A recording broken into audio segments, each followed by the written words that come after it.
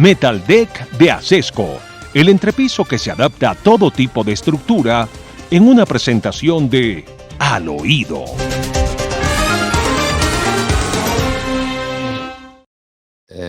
Hablemos al oído. ¿Qué pasó con los subsidios a los taxistas? A los taxistas los aplacaron, diciéndoles que sí tendrían que pagar el aumento de la gasolina, pero que tendrían un subsidio que los compensara. La gasolina. Para cerrar la brecha, dice el ministro, y lo dice con toda claridad. Y los periodistas no preguntan, porque aquí tenemos unos periodistas que no preguntan. La gasolina hoy en Colombia vale 3.000 pesos colombianos más que lo que cuesta en los Estados Unidos. ¿Lo sabía, Ademar?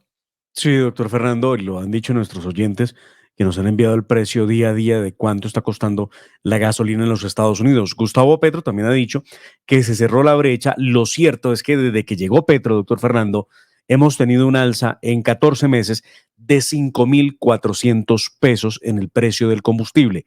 5.400 pesos. Con Iván Duque incendiaron Colombia con el tal estallido social que llamaron ellos, y que la senadora María Fernanda Cabal ha dicho fue una toma guerrillera, en la medida en que, ¿cómo se explica que a Duque casi le incendian Colombia por un aumento de 100 pesos en el valor de la gasolina, y a Petro, que lo subió 5.400 pesos, no le pasó nada?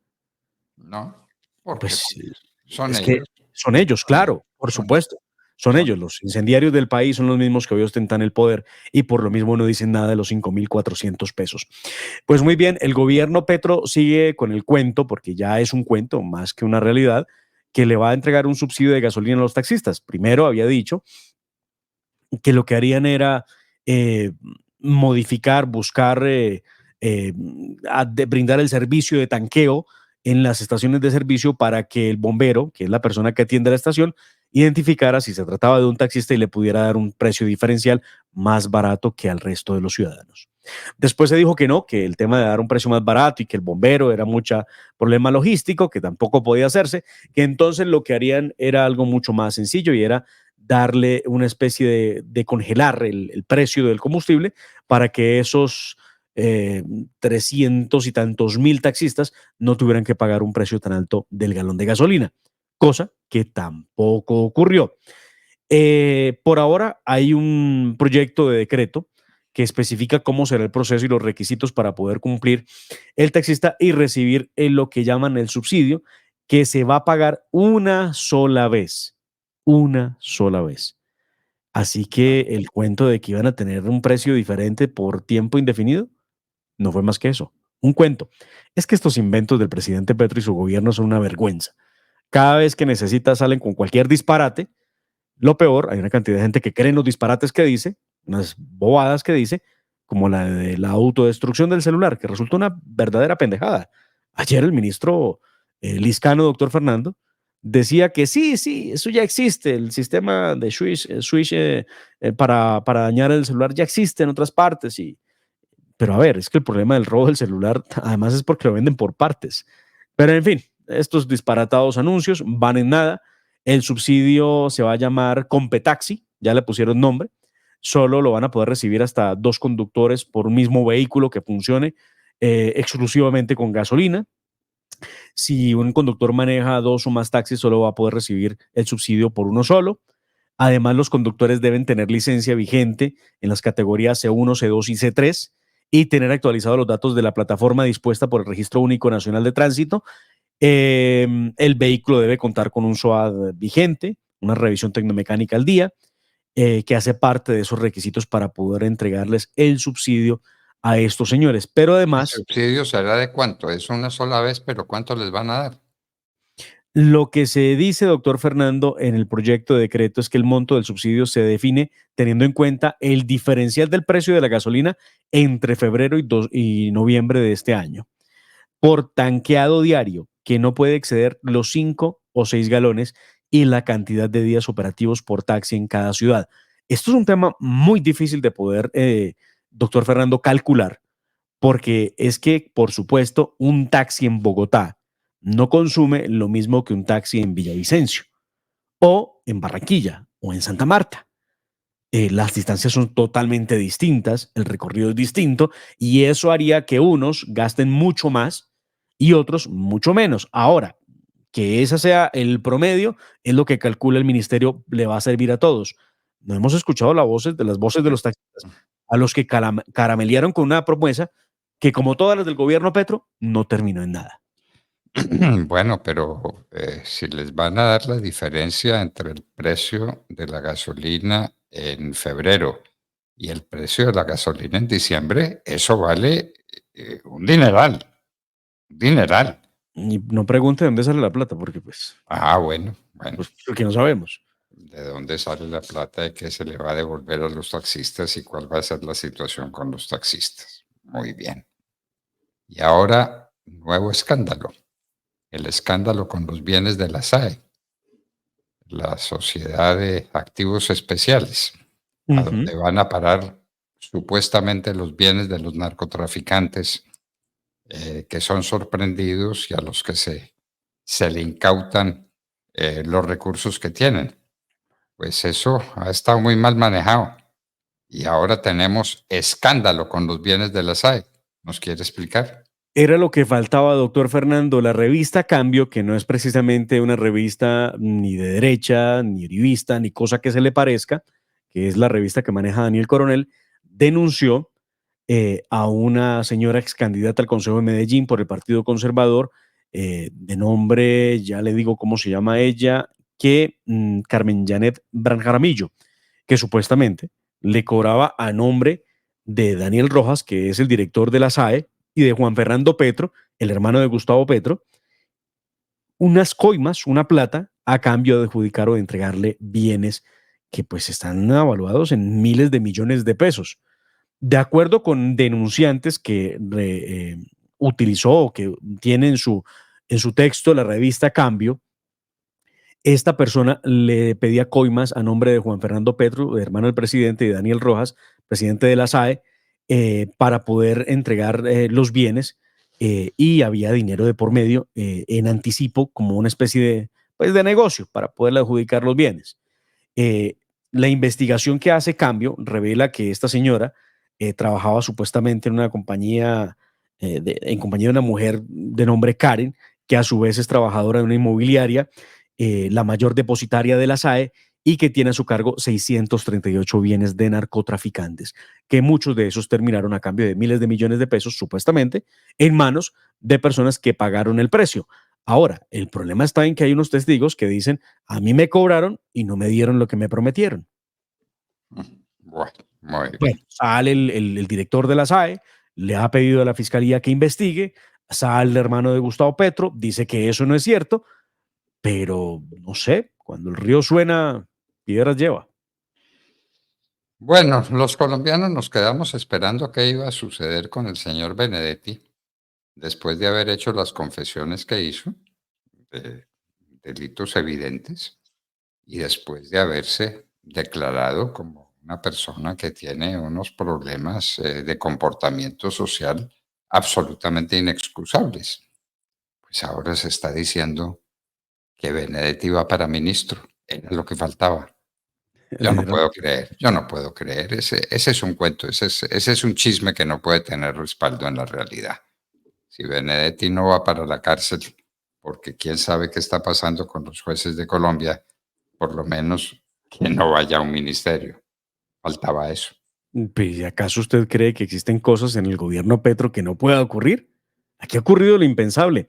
Les pongo en pantalla de mi Twitter en estos momentos lo que fue el trino del presidente Gustavo Petro el día de ayer, que hizo reunión ministerial. Ha dicho, inicia el trabajo de planificación del gobierno para el 2024. Reunión supremamente importante de Gustavo Petro y su gabinete, que destinó los últimos días del mes de diciembre y del año 2023 para poder hacer balance y saber cuáles jugadas vienen. Lo cierto, doctor Fernando, es que se habla de un inminente remesón o movimientos en el ministerio, en los ministerios de Petro, porque tienen problemas. Los indicadores, ayer fue un día de esos, de indicadores, cada ministro de esos 19 ministros que tiene hoy Gustavo Petro pasaron al frente a rendir cuentas de lo que han hecho en estos más de 14 meses de gobierno. Los que se rajan en la presentación del balance son el canciller Álvaro Leiva, que sigue en tremendo escándalo por cuenta del tema de los pasaportes, que a propósito, en las últimas horas, la Contraloría afirmó que la Cancillería incumplió con el requisito de declarar la urgencia manifiesta por lo sucedido con Thomas Gregg and Sons en materia de pasaportes, lo que debe tener unas repercusiones, por supuesto, en la administración del señor Álvaro Leiva. Lo cierto es que Álvaro Leiva va calificado muy mal, y el otro que termina muy mal calificado es Iván Velázquez por los temas de orden público. Más de 126 masacres desde que Petro es presidente de Colombia. Lo que pasa es que ya no cuentan los muertos porque, pues, como ya no están haciendo política, no están eligiéndose, no quieren los votos, pues ya no los cuentan. Lo cierto es que se habla de que estos dos por lo menos salen de sus cargos. ¿Qué indican los chismes? Que hay uno tercero que está en la cuerda floja, que es el ministro del Interior, Luis Fernando Velasco, quien no logró aprobar ninguna de las reformas. Su más estruendoso fracaso fue con la marihuanización del país, con el trámite del cannabis como recreativo para los colombianos y que pretendía incluirse en la constitución política. Su más reciente fracaso es ese. Algunos indican que sale Álvaro Leiva y entra Luis Gilberto Murillo, que sería el nuevo ministro de Relaciones Exteriores. Luis Gilberto Murillo, el embajador de Colombia en los Estados Unidos. Y por otra parte, se habla de que en el sector del Ministerio de Defensa entraría o el general William René Salamanca o pilas con este nombre que le voy a dar, Roy Barreras, como ministro de Defensa. Y en el caso del Ministerio del Interior, Armando Benedetti sería la persona que venga a reemplazar a Luis Fernando Velasco. Armando Benedetti, el hombre que tiene problemas en el manejo de las drogas. El mismo, el que habló de los 15.000 millones de pesos que consiguió para la campaña de Gustavo No, Petro no, y no no dio tanto, cuentas. ni tanto honor, ni tanta indignidad. No creo eso. No creo eso. Ni siquiera de este gobierno lo creo, que sea capaz de nombrar a Benedetti ministro del Interior. No creo. Bueno, ya lo veremos. Para verdad es el tiempo. Para justicia, Dios. Se supone que en cualquier momento conoceremos de la renuncia protocolaria de los ministros y sabremos a quienes les acepte y a quienes no la renuncia y por supuesto quienes vienen a reemplazarlo. Me parece increíble pues pensar en que Roy Barreras va a ser ministro de Defensa y pues mucho más increíble que Benedetti lo llegue a hacer, eso sí, no tengo duda. Pero tampoco tengo duda que es una situación muy fuerte para Petro. Tiene que salir de sus ministros, tanto de Leiva, que le ha causado un enorme desgaste a su gobierno, lo mismo a Velázquez, que no ha sido capaz de hacer absolutamente nada en materia de defensa. Iván Velázquez, que aprovecho para decirle, suena como posible vicefiscal de una de las que quede elegida fiscal de Gustavo Petro en tan importante entidad. Vamos a ver. Para verdad es el tiempo, dijo usted. Para que haga algo parecido a lo que hicieron en Guatemala. Con la CICIG. Que ese ha sido un sueño del presidente Petro y de Iván Velázquez. De hecho, recuerde que en algún momento se planteó acabar con la Procuraduría General de la Nación como la conocemos para convertirla en un aparato que investigue y que persiga supuestamente hechos de corrupción. Bueno, y que persiga a los que se atrevan a hacer oposición y a decir cosas en contra del gobierno, como están persiguiendo a Andrés Pastrana a través de un proceso por calumnia e injuria, porque dijo lo que dijo sobre las relaciones de este gobierno con el narcotráfico. Se acabaron las erradicaciones de cultivos. Es un hecho, claro. Es un hecho. Claro. Es un hecho. Aunque ellos dicen que van a acabar con el narcotráfico a punta de legalización, ¿no? Esa es la teoría bueno. Del líder de la galaxia, Gustavo Petro. Y sabe, le tengo una más. ¿Qué será de la suerte de Laura Sarabia? Pues Laura Sarabia se viene desempeñando, diría uno, cree que lo hace en el Departamento de Prosperidad Social, que es una de las direcciones de departamento más importantes que tiene el gobierno, con un presupuesto de más de 12 billones de pesos. y en el que Laura Sarabia tiene gran papel, pues allí la puso Gustavo Petro. Pero Gustavo Petro sigue viajando con Laura Sarabia como si fuera su asistente personal a todas partes. De hecho, en los únicos registros que revisamos nosotros en la Hora de la Verdad respecto de los viajes de Laura Sarabia con Gustavo Petro, los únicos momentos en los que ella desaparece es cuando arranca esta investigación, entre otras por la muerte del coronel Dávila, que no puede quedar en el olvido. Se murió el coronel y se llevó muchas verdades. O qué pasó con el coronel. Lo cierto es que se cree también que Petro tomará decisión entre Laura Sarabia y Carlos Ramón González, que fuera director del Partido Verde, hombre clave del Partido Verde de Claudia López, para cambiarlos. Laura Sarabia iría a ser la directora del DAPRE, del Departamento Administrativo de la Presidencia, también tiene un buen presupuesto, y Carlos Ramón González pasaría a ser el director del DPS. Vamos a ver si lo hace. Se dice que Laura ocuparía ese lugar del DAPRE para estar más cerca del presidente Gustavo Petro y poderle seguir sirviendo como su asesora de cabecera. Bueno, el DAPRE era la Secretaría General de la Presidencia de la República. El secretario general de la Presidencia de la República es el hombre más cercano físicamente al presidente y el hombre que da las citas o no da las citas, o la mujer, la que maneja la figura del presidente y sus compromisos con los que supuestamente va a trabajar. Bueno, sí. No, y Petro ya, pues él está muy preocupado por el tema económico colombiano y él ya dio una razón de por qué el peso colombiano cae. Le invito para que escuchemos cuál fue esa razón brevemente. 33 segundos. Aquí está Gustavo Petro. ¿Y de dónde venían los dólares que entraban a Colombia? ¿De los del petróleo? Sí. ¿De los del carbón? Sí. Pero también eran los de la cocaína. Si el peso colombiano se cayó, evidencia una realidad económica, y es que los dólares de la cocaína ya no están entrando en Colombia, se quedan en el camino, se quedan en Wall Street, New York. Ay, María, por Dios. Y uno que siempre pensó que el dólar caía porque había muchos en el mercado por cuenta de los que ingresan por la cocaína. Vea pues. Bueno. Sigue pues el escándalo con la pirámide del señor Felipe Rocha. Ahí cayó mucha gente significativa. Nunca se ha podido establecer exactamente de cuánto fue eso, pero están pidiendo que eso se mueva. Que eso se mueva y que la gente la proteja. ¿No? Sí. Bueno, y hay peligro de que Colombia no cumpla la regla fiscal. Lo dice Fitch Ratings. Esto no lo dice un pintado en la pared. Una de las calificadoras de riesgo más importantes. Las calificadoras de riesgo se ponen todas de acuerdo. Y lo que dice Fitch Ratings lo acaban por decir las otras 2 o 3 grandes calificadoras de riesgo en el mundo.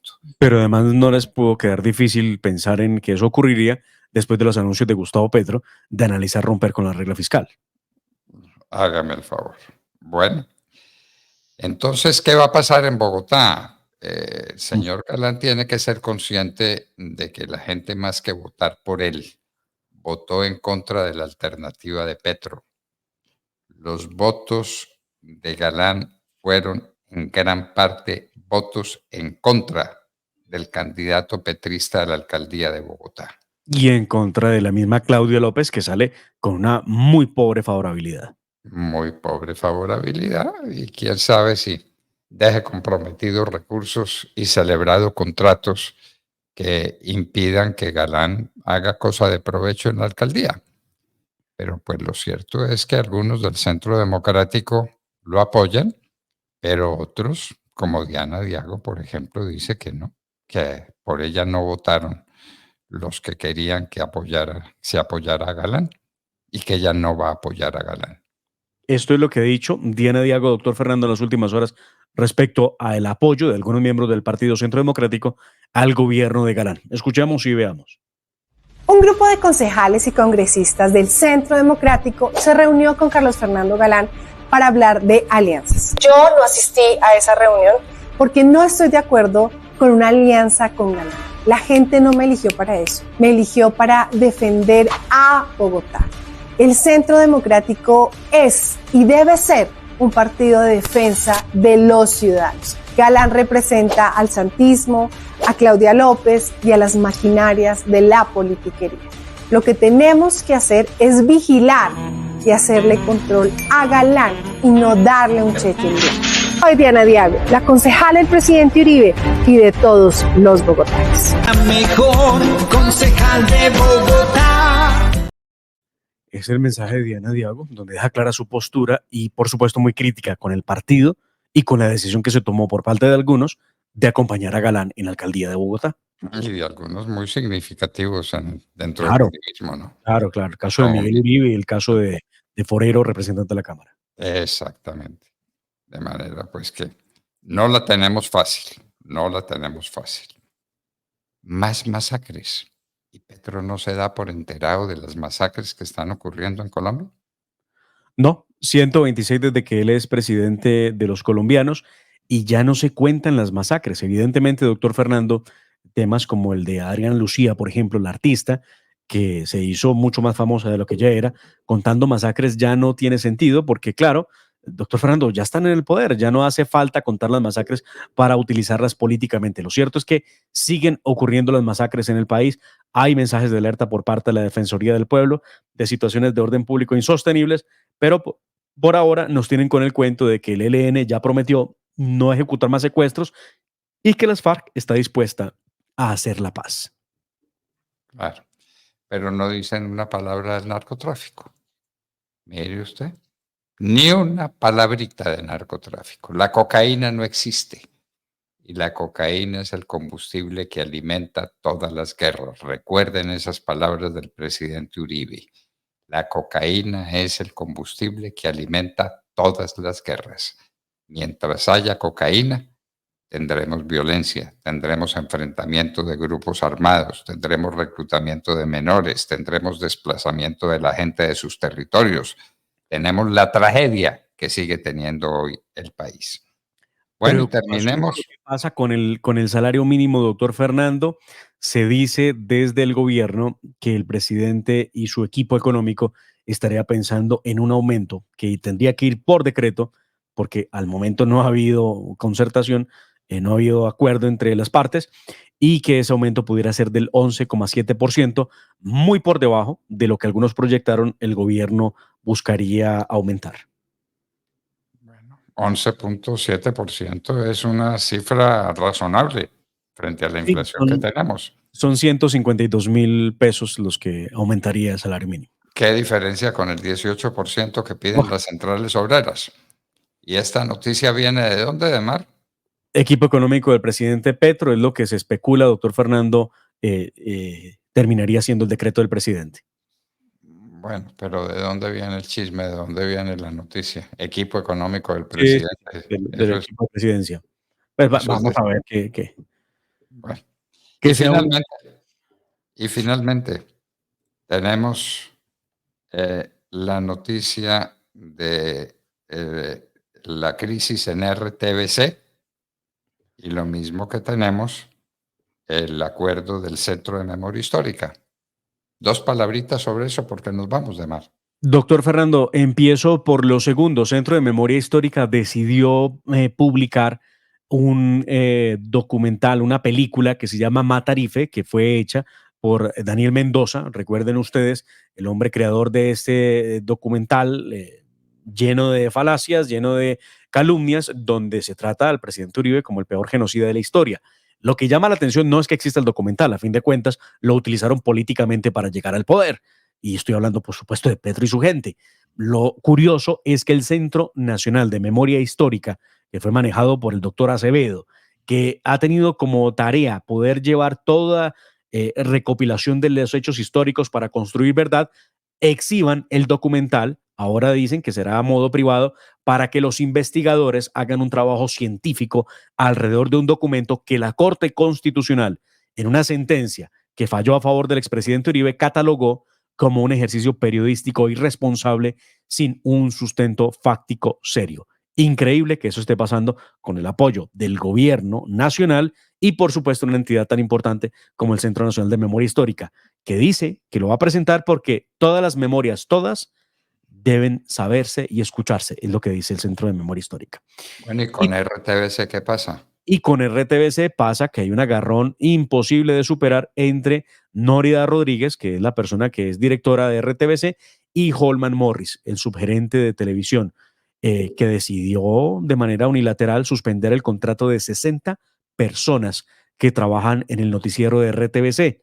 La decisión fue tan compleja que Nórida Rodríguez se opuso, intervino y renovó los contratos por encima del poder que ella misma le había otorgado a Holman Morris. Están agarrados del pelo. Ave María. Bueno, estas son las cosas que pasan, queridos amigos, las cosas que están sucediendo en Colombia, y tengamos cuidado, no con una palabra, con un hecho atroz, con una catástrofe económica y social, como nos la describió nuestro invitado de hoy a la hora de la verdad. De manera que tengan cuidado con la palabra recesión y con lo que eso significa, ¿no? Así es. Exactamente. Entonces, Óscar Darío Pérez nos explicó muy bien de lo que se trata la palabra recesión, que se nos vino encima, queridos amigos. Tanta gritería, tanto desplante, tanta improvisación, tanto no llegar a las citas a ninguna parte, tanto, digamos, quedarse dormido. Ejecutar el presupuesto. Bueno, porque no hay quien dirija las cosas. Recesión. Y así nos despedimos de ustedes. Hasta mañana a las 6 en punto de la mañana, cuando estaremos de regreso, Dios mediante. Y la familia Ramírez duerme tranquila porque su techo está bien hecho. Bien hecho como las cubiertas Acesco. Por su doble capa protectora, son ultra resistentes a la corrosión y al paso del tiempo. Para que tu techo quede bien hecho, exige calidad Acesco. www.lahoradelaverdad.com.co.